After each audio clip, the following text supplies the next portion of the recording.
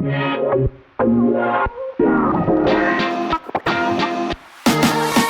up, guys? This is the podcast for Christmas Cowboy, and today I have Colin Bell, our infamous composer for Christmas Cowboy. And you know what, Colin? First of all, I just want to thank you for being here. And the second part is that today's podcast is all about how did you do it. Okay, cool. You know, because this it seems like this movie has always been this rush, chop, get it done. And I have to apologize to you because when we talked after making the movie, we had all these months to go about creating something. Yeah. And he says, and you said to me, Khoa, I just don't, hey, this is not gonna be that like that Bezos movie that we did, right? And where it's gonna be last minute. So I said, no way. Oh, you do remember that? All right, good. Hey, be transparent with me. Yeah. I said, no way. I said, and then all of a sudden, everything just kind of unlocked itself. And look, that's the nature of filmmaking, man. But Colin, I want you to introduce yourself to the audience, and we're live on TikTok, by the way. Oh, this is our awesome. first time going live, so we'll see what happens. Yeah. But tell me about yourself. All right, so name's Colin Bell. I'm a film composer. I've been writing music for a long time. I wrote music for school marching bands and orchestras and percussion ensembles and drum lines, and did that as a career for almost 20 years. And then a couple of years ago, I decided to try and pivot into a composing space that had a bigger upside, pretty much. Like, I was working a lot and, had my business set up and income and all that stuff, but it couldn't really go any further. And I was looking I needed more challenge. I want to be part of something bigger. So film and media scoring was something that really stood out to me. I mean, there's more content, there's more podcasts, there's more shows, video games, etc. So I reskilled into that category, and I was fortunate to cross paths with you when we did Bezos, and the rest is history. Well, man. I'm so glad you came here. I think filmmaking is probably one of the hardest mediums in the world. For sure, yeah. As far as entertainment-wise, creating media, telling stories, right, and trying to do a good job out of it. There's so many components to it. But, okay, so to the audience, and I'm curious myself, I want to know what was the biggest challenge for you when you started thinking about making the score?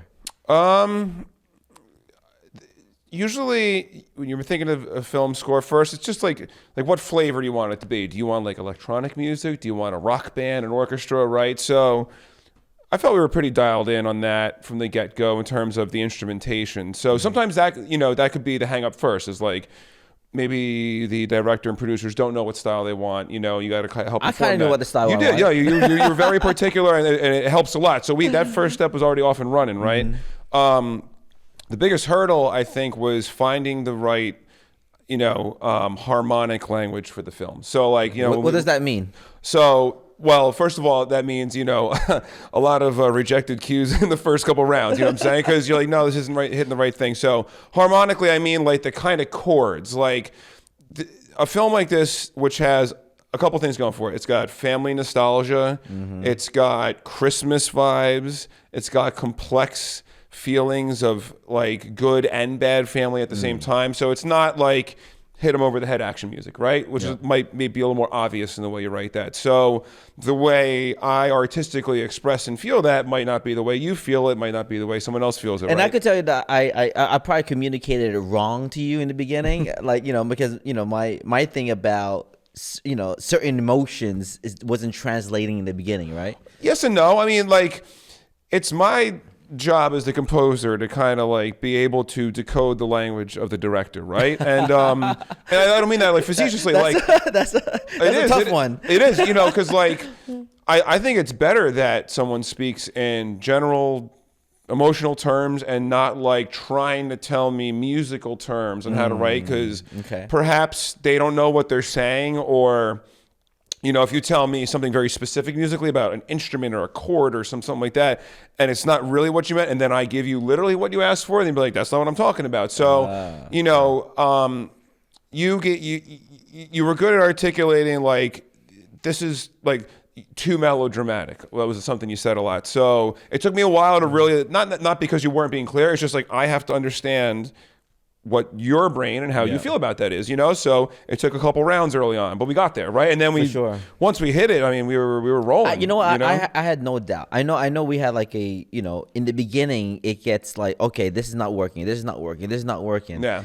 And I think it was your mindset of, okay, I'm going to get it done, and that's what it really boils down to, because I think, you have to have that type of resilience in the filmmaking world, right? Damn, man. Yeah. I mean, you have to be, I've been saying this a lot. You just got to be a dog, man. Like, you got to it's a grind. Can you handle rejection a lot? Can you handle the fact that even if you see something some way? You know what? No, not many people could. Not in filmmaking, because it's a very artistic medium, right? Yeah, and how can you separate your ego and feelings from your artistic project? I was talking to Eliana, who is the star of the movie, by the way. Yep. And and I told her I get scared of her feedback to me. Really? Okay. No, because I'm afraid of giving feedback based on what she does. Yeah. I'm not afraid about feedback from me. I'm okay with it. You can tell me. I encourage that. I said, be as negative as you want, because that's how I learn as much as I can, right? But there's some people that has a hard time taking feedback, and sometimes I'm just, because I know Eliana, but I'm not like, I don't know Eliana on the back end. I don't know her long enough, and stuff. But I love her to death, But so because of that, because I respect her so much, and because I respect you and I respect other people, it's hard to give critical feedback, right? Because you love them, you respect them, they work hard for it, and it's like, and I want you to get better, but then it's like, you don't want to discourage either. So how do you take it? Because you seem to take feedback really well. It takes a lot of practice to get there. I've worked on a lot of creative teams in different productions and genres across 20 years. And when I was like 22 doing things like this, I probably didn't take it as well. You know what I'm saying? You have to you got to separate. If you set your mindset up the right way and be honest about what the gig is, then you're not going to have that much problems. And writing music for film is a service-based industry. Like, I am a client, in this case of yours, right?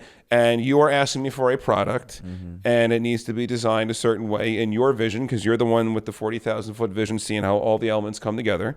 And I have to deliver what you're asking for. And it's harder because it's artistic and it's not objective all the time. But under time too. Under incredible stress of time, yeah. So I mean, again, it seems like it's all like dark clouds and tough, and it's hard. But I think you do a good job, man, because you give your feedback. I like that you're just direct. You're no nonsense. I'm the same kind of way. I think some people are threatened by that, particularly people not from New Jersey. Don't get that Jersey people are just just get to the point. Say what you mean in 5 words or less, and do it, and hurry up, please. That's right. That's exactly right. Yeah, and you're like that, I'm like that. So if that comes my way, I'm like, cool. Well, it just needs to be this.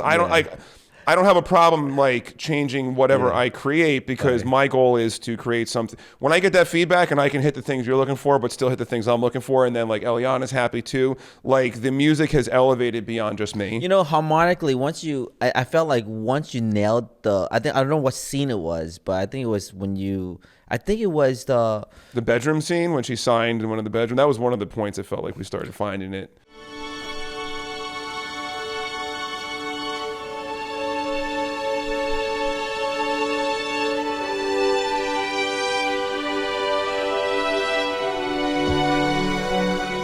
Yeah, that was one of the best ones, and I think what we nailed down, it was supposed to be more in the positive, major note major tone, key, yeah, and I think that's once you started nailing, I think it just snowballed down into or snowballed up, I would say. Well, we found if you want to think of it like crayons in a box, I like to say that a lot. Yeah. I see instrument choices as crayons in a box. So as a film composer now, you have orchestral instruments, you have all the real instruments in the world, and then you have all these synths and samples. So the crayon box, remember you used to get that really cool Crayola 64 set, you're like, yeah, I'm a badass 7-year-old, right? Now that crayon box, whereas that whole crayon box was the orchestra in the 90s and the films that we love from back in the day, like it's an infinite amount of crayons now. I can create any sound and sample anything and twist it and turn it with the violin. So you got to pick your crayons in the box first. So that's instrument choice, and then stick to that because you need the music to have a familiar sound throughout the film as a consistent product, right? So, but how, you know what it is? I think one of the, I mean, what I did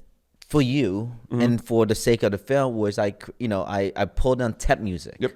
And for those that don't know what temp music is, it's I would take stuff from Home Alone, I would take stuff from whatever major stuff that had like commercial success that was accepted, and I would use that music and I put it into the film and mix it up, and and sometimes I would get lazy around it. I just wanted the cues. So it's the same songs over and over and over, which doesn't help the movie. But for me, in my head, I just wanted to know the timing of it. Yeah. Giving that to you, was that a challenge? No, actually, I appreciate it because when music comes in and out of film is like a very personal choice. Like, I mean, you could look at a scene and I think like different directors would be like, no music. Some people are like, I want wall-to-wall music. Some people are like, I only want music when this happens. I hate wall-to-wall music. Right. And I'm as a composer, neither do I, because there's just a lot to write. But so by you giving me a temp score, I'm like, all right, he's feeling the music here. It answers a lot of questions that I don't have to interpret, and it saves time too, which, as we know, is, But you know what? I was afraid that it was gonna burn the type of style into your head, and I think at a certain point it did, and I said like, no, just completely erase that, right? Yeah. So that's the danger. It's a positive and negative. Both, not even in terms of me, but in terms of you. I think, again, the fact that you were quote unquote lazy and like reuse something, I think that's a benefit because you weren't married to the temp. No, a lot of directors, they can get married to the temp. They are so in love with it that anything you write that compares to it is that they don't want to hear. And I mean, I think there's chance of a composer like crossing into like plagiarism territory because they're like, no, make it more like this. Right. And like you're like, it's like very similar. You know what? I made a mistake. I sent it to one of my when we finished the first assembly of it, the first draft of the movie. I sent it to one of the. He wanted to be a filmmaker, so I wanted to show him like the first draft just to get. Yeah. But you know what? That's a mistake. You know why? Because those that don't understand filmmaking and they don't understand the process, they already judging the film of what it is, and I was like, you know what? Don't do that. Yes. Don't ever do that. Like, don't give it to someone that doesn't understand filmmaking in the process because you burn it into their heads, and then they can't get away from it. Yeah. It's like they can't undo what they just heard and saw. You never want to present something to someone that's not a finished.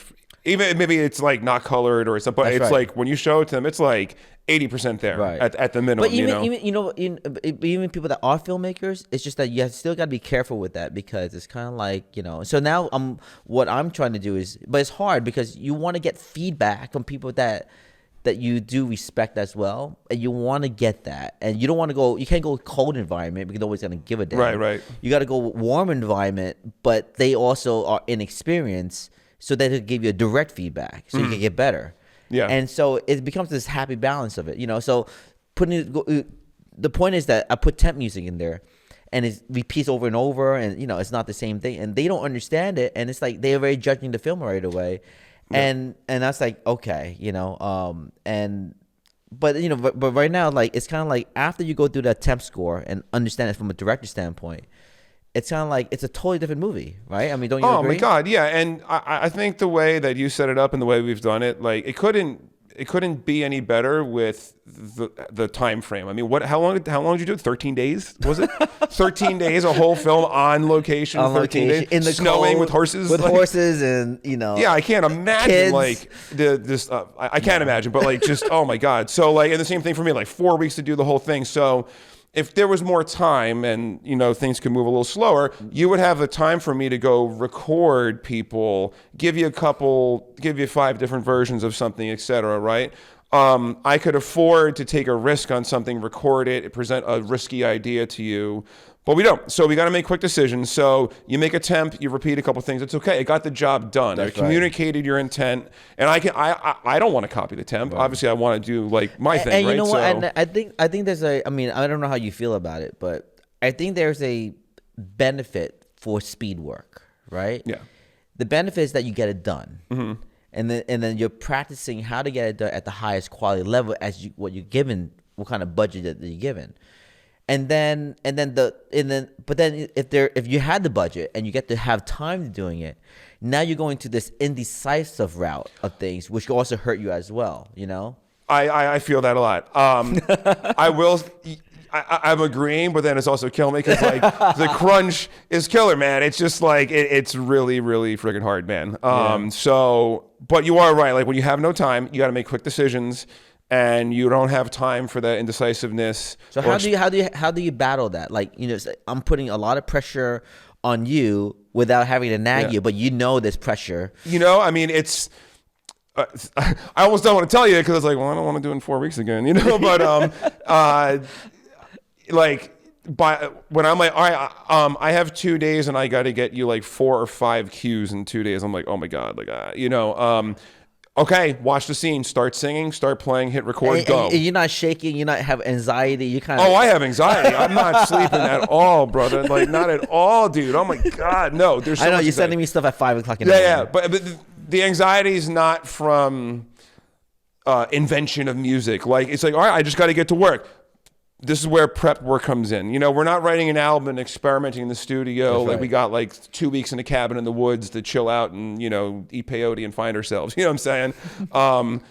I got to like make choices, and we already know the crayons in the box. We like the instrumentation. We have a small string ensemble, a woodwind soloist, a steel string guitar, piano, celeste, which was like the Christmas vibes. That was the celeste. I leaned on the celeste a lot. Just hearing a celeste makes you think like, you know, the Nutcracker Suite and like, you know, those kinds of Christmassy vibes. So the instrument selection is there already. And also by the instrument selection itself being purposely limited, you can be more creative because you only have the strings or this or that, right? So that, whereas Bezos, I had to make a whole template of synth stuff ahead of time because otherwise I'd be loading synth presets all day. I want to play something for you, right? So one of my I always say my friends, he called me this morning. Yeah.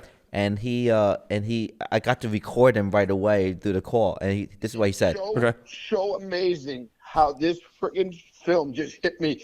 Having my 2 daughters, oh my god, I can't explain it. It's that amazing. They just did. Everybody did the job phenomenal, brother. And you did it with such taste and the passion you put behind it. I can't tell you any more than what I'm telling you, but I literally I'm going to make it my favorite fucking movie right now. And literally, I appreciate it, man. And you know, Jersey guy right there, I think you know, like it's the whole entire thing. And you know, I would never think that I would get this type of feedback, right? Yeah. But you know, the movie is not just me, it's not just Ileana or the producers. It's the whole entire collective. Because if you screwed up on the music, that feedback would never come. Right? Sure, yeah. Because the music is, you know, I mean, 75% of the film was music, right? We're not wall to wall with it, but there was a lot. There's a lot of music, right? And it's a Christmas movie. You need to have, otherwise it's gonna sound like a soap opera. Yeah. Right? You got to keep that like kind of Christmas, Christmas adrenaline pumping the whole time in the veins. But the way you scored it, it's not Hallmarky. I appreciate that. It has this, you know, like I would say, I wouldn't call it, you know, John Williams, but I would say that it's you know, it meshes really, really well. And I would say it's you know, you could tell that when it's a corny Christmas movie, wherever it is. No, this is not. I don't think this is any corny. Oh, I appreciate it. Thank you, man. You know? Well, you know, some of the early like stuff that wasn't working, you were saying it was kind of falling in that Hallmarky. So I think just simply by challenging ourselves and you having that edict of like, we're not going Hallmark with this. Yeah. Like I remember you saying that a lot, you know. And there's nothing wrong with Hallmark, by the way. No, there's right? not. There's nothing wrong with Hallmark. It's people are expecting a Hallmark type of film when they watch a It's a Christmas very movie. specific brand of very movie. specific. But that was a risk because I do know that if we didn't do it right, it would not get distributed.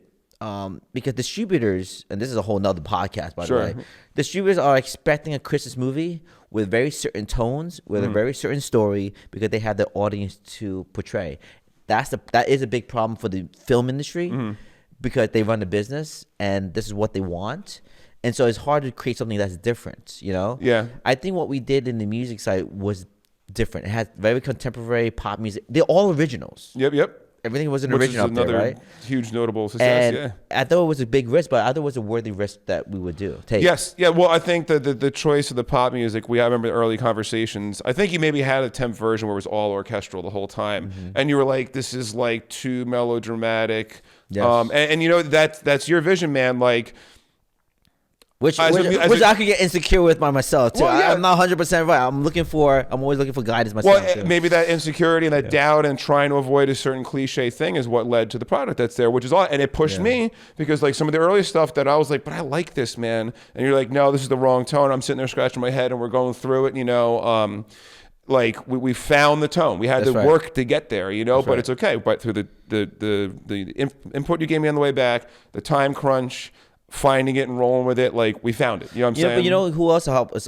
Obviously, Eliana had a big part on, not just as an actress, but also a big part in the post production with us too. Okay.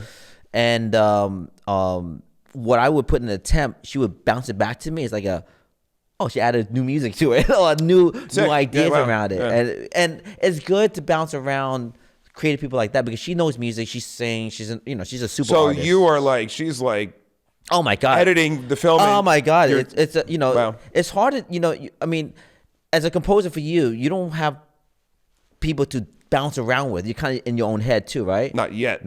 I'll have that team one day. For me, it's only my 5th feature film, right? I still feel like I'm still in the startup phase of things, right? Eliana's her first feature film, but she's done like tons of shorts and everything else, and and I'm sure she put even more time than I put into filmmaking, right? But she's done it in the short film, and I just feel like it's great to always go back to somebody and say, what do you think, right? And then they bounce it back to me and whatever it is. But you don't have any of that. So it's besides my feedback, just yours. Was it. I'm kind of cool. So you must have some sort of super high confident level IQ music, wherever it is you have in yourself. I can do that. I do. I have the confidence that I'm going to get any project done that I take on at any time. And it has pushed me to my limits. This film pushed me like to my emotional, I mean, you can remember an 11 p.m. phone call. I'm driving home on the turnpike. I'm like, come on, dude, I'm not going to get it done. And like, it was because it was the last 2 weeks and I was like writing 16 hours a day. And then I also played a musical in Sea Caucus for a week. Right. So I was doing the film and then driving to Sea Caucus from that on and back and forth, playing like a musical. I appreciated your candor and everything else on it. But, I was like, you know what? No. Colin's not that person. He's not going to disappoint. No, yeah, you kind of just are like. I said, you know what? I would lose all the respect of it if you gave up on me. I know. No, you gave me the tough even though love we're not getting this, we're gonna get it. I just need you not to stick with it. I know, and I did. And listen, I'll be honest, man. Like, I'm like pretty committed guy, and like I've done a lot, been through a lot. But that was a tough one. And this was one of the hardest things, I've ever gone through, man. But again, like you come out the other side and. You step away from it, you watch it again, and like you're happy with the quality you got, the tone you hit, and I mean to hear you being happy in the end means the world. Seeing all the feedback, the hang we had with the shoot we did the other day up here, and just screening the film up here, super satisfying, man. So you see people crying and everything else. So I mean, okay, let's bring it to audience value, right? Okay. Before we cap this thing off, I mean, what is it? Like an emerging composer. Or a person that is maybe a record producer, someone that wants to get into films. Well, what would you suggest? Because I know you're still getting there, but you're gonna blow up, man. I could tell you that you're gonna blow up, and they're gonna charge me a ton of money to do whatever it is, right? But I would say it's and that's okay. You're worth it, right? I would say, what is it that a young filmmaker or a young musician or a young composer, wherever it is, that wants to break into the industry, what do they need to do? I love answering this question because it's something that I do when I teach students how to do production stuff and stuff like that. Number one is I think you have to get their mind prepped for it a little bit. Like typically people that like to sit behind the computer, behind the DAW and be like the behind the scenes people, they're very talented. They got all the chops and stuff like that. But in terms of networking, making your own way, the grind of it, like they're just not maybe personable people in a room. Yeah, we're all introverts. Right. But like we're all introverts. They got to shake hands and meet people to create opportunity. Right. So teaching that to a young person first, then just, getting your skills up, like in the DAW, just technical skills, shortcut keys, this, blah, blah, blah. Then planting the seeds of how to grow. So I might have someone that's super educated and wants to do this, that like is classically trained. Okay, I'm not going to worry about that side of it too much, but how are you with your technical skills? How are you with getting gigs? How are you with thinking outside the box about creating monetization? So like if I'm like a musician, let's say I play the violin. Okay, I want to write film, but I can also record my violin for other people doing film. I can also teach if I want to. I can create content. So you need multiple paths of work and income in the early stages. And I mean, you can relate to this, I'm sure, because you're not the director. You're editing and coloring and running a business, blah, blah, blah. You got to be an entrepreneur. You got to do the whole thing yourself for a lot of years and be good at all the jobs. And then eventually when your business grows to a certain point, you have the money to hire that first person, delegate. But you can't say no. I have students right now that they want to just make songs and hits. You know what I'm making them do? I cut up like a boxing film where there's a fight in slow motion, and I'm making them put the Foley of the punches in. Oh wow! I was like, do you want to make like $1,000 right now as a 16-year-old? If you go to some film student in college, like, yeah, I can do your music and your Foley. I know how to drop samples in and line them up. I know how to put compression and effects on it. It's a slow motion fight, so I told them like EQ the punches so they're heavier, put some delay on it so it's surreal, you know? Right. They really, really hate the Foley part because they're bored just placing sounds together. They want to make music. I'm like, just remember the dollars that add up because you'll make way more money doing that than making your next rap hit on Spotify. Oh, you'll probably make no money, in fact, doing that. So like, we all have the artistic stuff we want to do.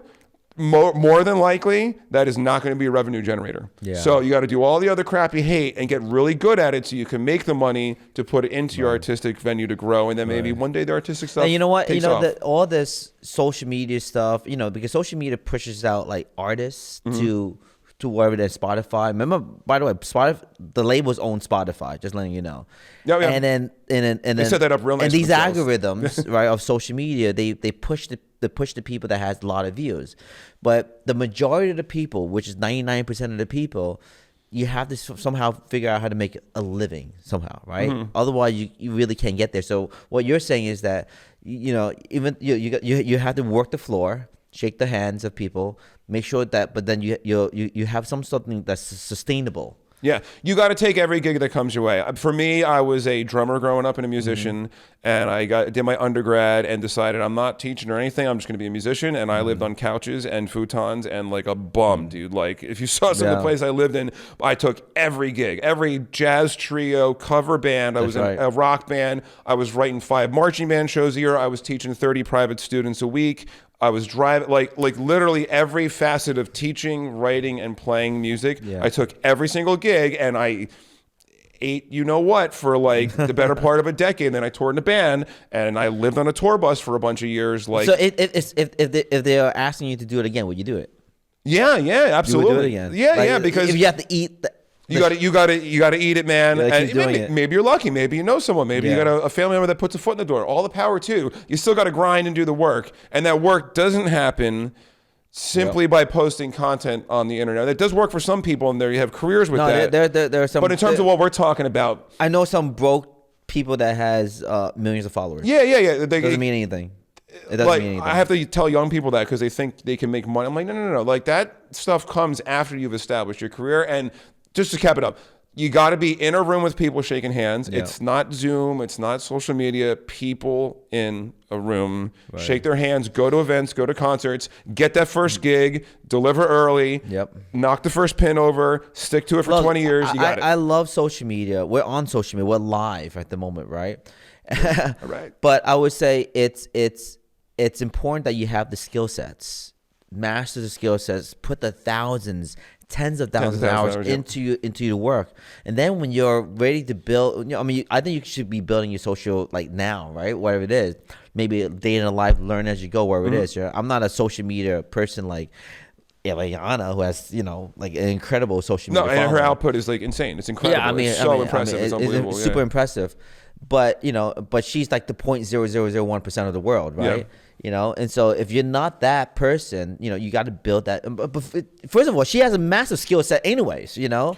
Yeah, you can't do what she does without being really good. Yeah, so I think people they poo-poo it a little bit, like the social media stuff, and you know, a lot of it is lame. I don't dig it, but that's not what she's doing. I am giving massive credibility to Eliane. That's how much respect. Yeah. That's how much love I have for her. To the camera, that's right.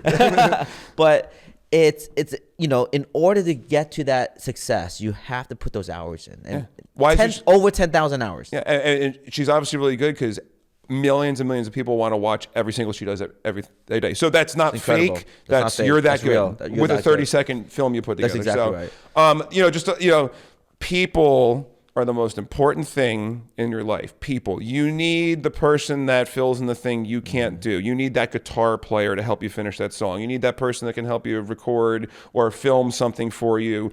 You need people. So value the people around you and make sure they understand how much you respect and value them. Forward that value every way you can. Even if it's payment and it's not that great, make the effort. Beautiful. Like, give them, like, I always pay my people on time. I pay them as well as I can. Even with this film, you know, like, it was pretty low budget. We had musicians. We got it done, man. And if you commit to that, they'll be in your circle and they're going to come through for you. It's like no budget. But it's...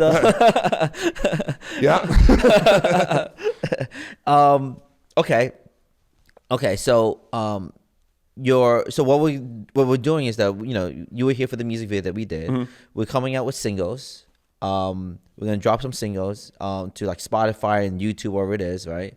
And then you got your cues, your music. You know, we plan to release all that music for licensing on Sutudu, right? What is your after that gets released? I mean, what's your next thing that you want to do? The next thing, well, I'm always excited for the next film. You know, so like that's. The next part of the do everything is once you've been doing it for a long time and your life changes, right? Like you are older and you're starting to gain traction in a certain direction. You have a family, whatever it is, you got to start narrowing your focus, right? So my focus has narrowed significantly over the last 5 years from like full-time teaching, full-time writing, composing, and full-time gigging. Respectable. I've been toning the gigging down a lot, and the teaching I've toned down a lot, and the composing thing I'm opening up a lot. So like films is my goal right now. Like I don't want to just do films, but like I'm on a roll with it right now. We got 2 done. I've got other things in you know, the works with other people. This is already catching on, you know. So like I'm going in that direction because I think whatever you put your focus on will expand, right? I did promise you that this was gonna get promoted. Oh yeah, I know, and we're just starting, man. It's awesome. So next year my goal is to start the next film, but I am gonna do one like artist project with a friend of mine. His name's VJ Manzo. He's the guitar player on this song. I'm sorry, this film. He was the guitar player on Bezos. He was a guitar player on the Echoes podcast. So he's like my friend from undergrad days. Brilliant guy. Long story short, he's a professor at Worcester Polytechnic Institute, and he runs research programs where he builds like new components to guitars, whether it be electronic or physical. He custom programs his own software instruments and plugins. So he's really into making music in new ways with technology. Probably got to get him on the show. Oh yeah, well we're gonna do something that really exploits everything that he does. Like he 3D prints instruments he just designed. It's fascinating. So we're gonna like do an artistic project next year, really highlighting all of that. And again, I expect 0 revenue from this. You know what I'm saying? But like at this point, I've done film. I got people looking at me. We're in the entertainment business as indies. Of course, there's no money into it. Yeah, but you know what? Now that I got some eyes on me. I've gained a little bit of notoriety for the 2 films I've done with you. Like people like to see the music I'm doing. So cool. Yeah. Let me do something with my friend now that like means a lot. You know what I'm saying? So I'm gonna do that, and we'll release video and all that stuff, and I'm sure it'll be really cool. And that's my one goal for next year, and do the next film, and that's it, man. That's it. Okay, so we'll cap it off right now. So check out Christmas Cowboy if you haven't watched it. It's on Apple, Amazon Prime. It's on cables, Verizon, Spectrum, you name it. I think it's all over the place. How it works is this. It takes about 3 to 4 months to go through what they call TVOD, transactional video on demand. Meaning you have to rent it or you buy it.